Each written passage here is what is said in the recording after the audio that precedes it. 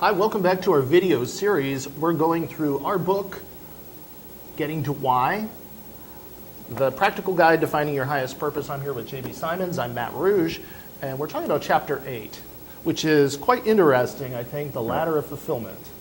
Correct. It's an interesting process by which, by asking a series of questions, you actually begin to find out what your true goal in life, in almost any area of life, what your true goal really is. Most people don't start at the top of the ladder. They think they do. When you say, what's your goal, they'll give you a statement. But then you ask a series of questions and discover that there's probably anywhere from 3 to 5 or 6 other rungs higher than that. It's a process.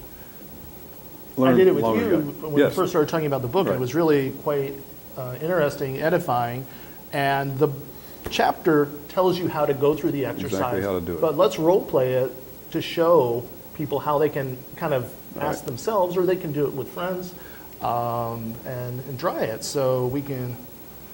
You can do it with any age. Also, you can do it with kids, because kids say, "I want to do this," and why do you want to do that? Mm-hmm. So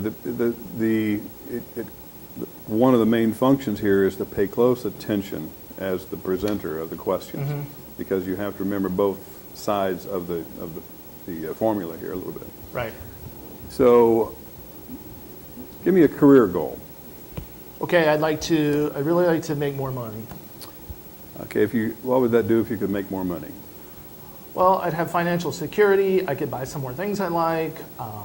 Okay, if you could make more money and you could buy what you want, which would you prefer? Well, ultimately, I want the things, so I would take the things I could buy. If you could, what would that do for you? Well, there's things I want to do, my hobbies, like some musical equipment. If you could video equipment. If you could buy those things versus just buy things, be more specific. Which would you rather have, just things or those specific areas of things? I would rather have those specific things because that's what I want. And what would that do for you? Well, music is a big part of my life. I really like to play, and videos. I want to start making, as we're doing YouTube videos, more of those. And if you could buy more things and buy the specific things like the music, those kind of things, or do YouTube videos, which would you rather do? Well, the ultimate goal is YouTube videos. Okay. What would that do for you? I get to communicate with people. They get to communicate with me. I could also make some money, perhaps, from the videos. It's, you monetize them and so on. If you could just do YouTube videos or make money doing YouTube videos, which would you rather have?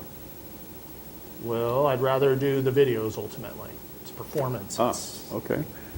Now you'll notice that what just happened is he went back to the original step.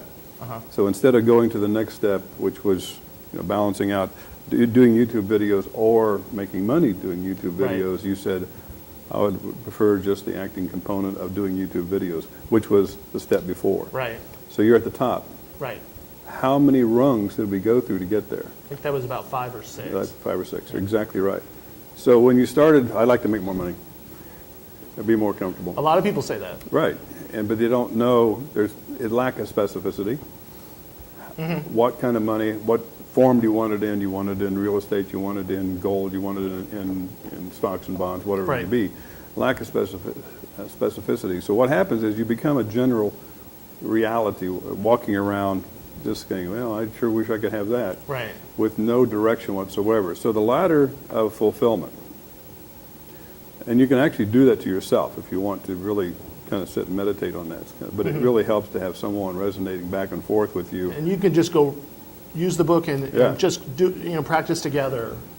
What's interesting too is that about rung 3 or 4, you got a little frustrated. You're a little flustered.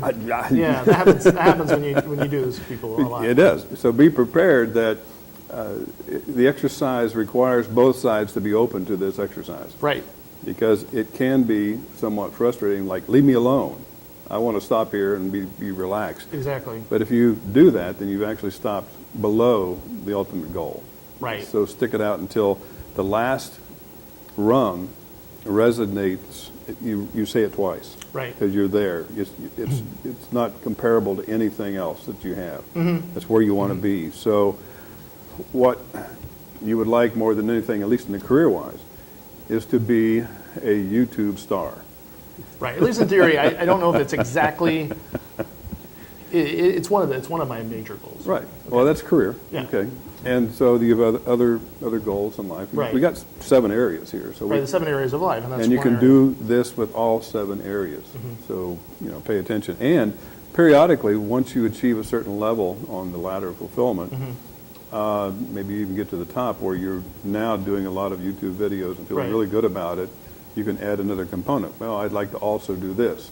Run yourself up the ladder and say, what would that do for you? Right. And so continue to work on that. Yeah, and I think what's really interesting about this exercise, you and I have done it before, I've done it with other people, I know you've done it with a lot of people, is that a lot of the time you start out, people want to just get out of pain. I want to get out of this financial pain. I want to get away from bad relationships. I want to get out of a job I hate. And it starts out with pain avoidance, but ultimately your purpose in life isn't pain avoidance, it's this dream, it's these big important goals. If someone says, I'm tired of being poor, right, and the goal is, I don't want to be poor anymore, right, what would that do for you? right. Then they'll say, well, I would do this. Well, would you rather not be poor, or would you rather have that? So you really you can start anywhere. Yeah. So whenever they give you a starting point, you can start at that particular point, but guaranteed, that's not the top goal. Right. In what way would you like not to be poor? Right. And what would you like to be doing? Poor in spirit, poor in financially, Right. poor in terms of relationships. Right. You can attach that to almost anything.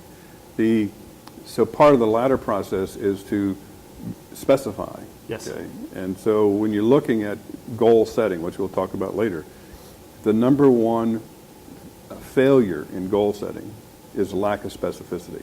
It is absolutely number one. Right. And then how to measure that is number 2 in terms of why goals are not achieved. Which we will indeed talk about in detail in a later chapter. Get into more of that later. Let's take a look at the notes here. So we did a role play of the ladder of fulfillment, and we have the please no more pain pitfall when people aren't really thinking about their higher purpose, they're only thinking about getting out of pain. And once that pain is gone, it can feel like pleasure, but you're not really there. It's like, I've gotten rid of the pain, but life is so much more than not hurting. It's about really discovering the goals within. Well, if you look at this is moving away from pain, and this is moving toward pleasure. Right. Okay. When you move away from pain, okay, when you get to about here, which is midpoint, it stops hurting. You can breathe a little bit. You think, well, that feels better. Yeah. But you really haven't gone toward what really is pleasurable at that point. You just simply have, I can live here. Right. With minimal, almost no pain, but you have not begun to fulfill or satisfy what's really on the top of the ladder here.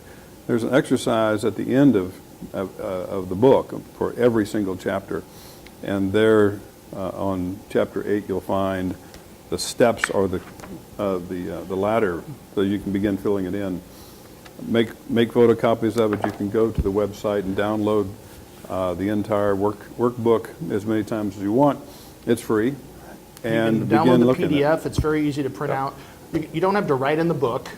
So the workbook is downloadable for free for anyone. You can download this sheet right now and start using it without even buying the book. So go to gettingtowhy.com for that. I recommend you write in the book, then you buy another book to write in. So. Yeah, exactly. One other point about this is that when you do the ladder fulfillment and you go through these exercises, you get a look at the rungs along the way. And one of the big messages we have in this chapter is that you can start finding fulfillment today. You don't have to just jump right from where you're at to the top. There can be steps along the way. You can say, well, I can start doing something like my ultimate goal, my ultimate purpose. I can approach that gradually. I can start doing things that fulfill me today. You don't have to wait for the rest of your life. You can start now. This chapter leads us into the next chapter also, which we'll talk about in a few minutes, called self-esteem. And because at the top of the ladder of fulfillment, one of the most common things that I experience when I'm taking people through this is that it becomes kind of an esoteric at the top. Right. I will feel fulfilled. Right. I will be happy. Okay, so we're talking all these specific, I want more money, all the way up to the top. What would that do for you? I would feel happy. Right. Okay? And so there is a sense of disharmony, you might even call it unhappiness through some of these other things. And what they're really looking for is, I just want to be happy. Right. And so we'll talk more about that self-esteem stuff because the latter does help you get to that level, that point.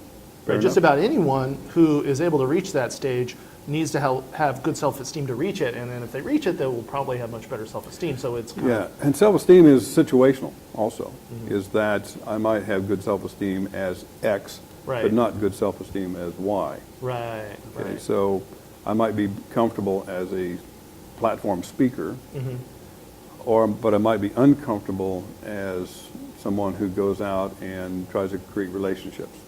Right. Right. Okay, so the Karl Ahlrichs, who's our producer and director of this process, is an And our cameraman. and is an outstanding platform speaker. Oh yeah, he's fabulous. Just, I mean, one of the best. And so I think we'll put his contact information at In the bottom. description. Yeah, all links and everything you need will be in the description. Carl's actually laughing right He now. really is good. He really is But no, good. he's a fantastic speaker. Well, that pretty much takes care of chapter 8. Yep. It seems like simple on the surface as you go through it. It takes a bit of practice, and you'll learn, I think, from this book and enjoy. And please tune in to our next video, which is about self-esteem. Self-esteem. Thanks.